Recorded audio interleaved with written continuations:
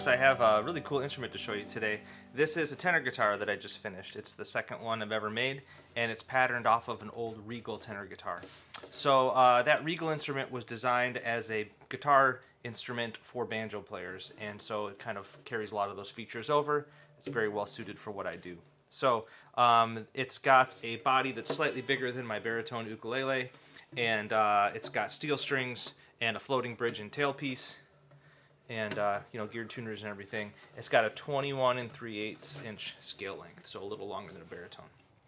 And yeah, it's just got that nice steel stringy sound. And I think that this Regal design with my modern improvements really makes for a good sweet spot for an ukulele or banjo player who wants a kind of guitar-y sound. So this one is all curly mahogany, rope binding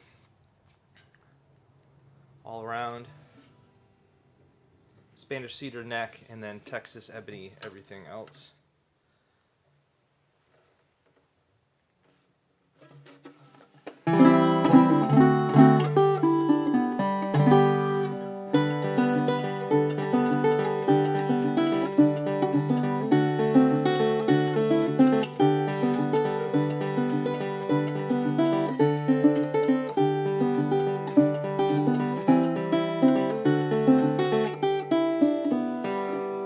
I think ukulele people probably think, oh, I want to get a tenor guitar because I want to be louder.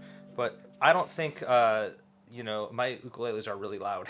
So I don't think that that's the point of this sort of thing. It's to get that sparkly steel string shimmer. And I think other tenor guitar designs try too hard to be a big guitar, and this doesn't do that. It lets it be small and manageable. So yeah, I'm really pleased with it. This is part of a match set with a little soprano ukulele there, going to a long-term customer of ours, and I'm excited to see what he thinks. So this is number 687. Cheers.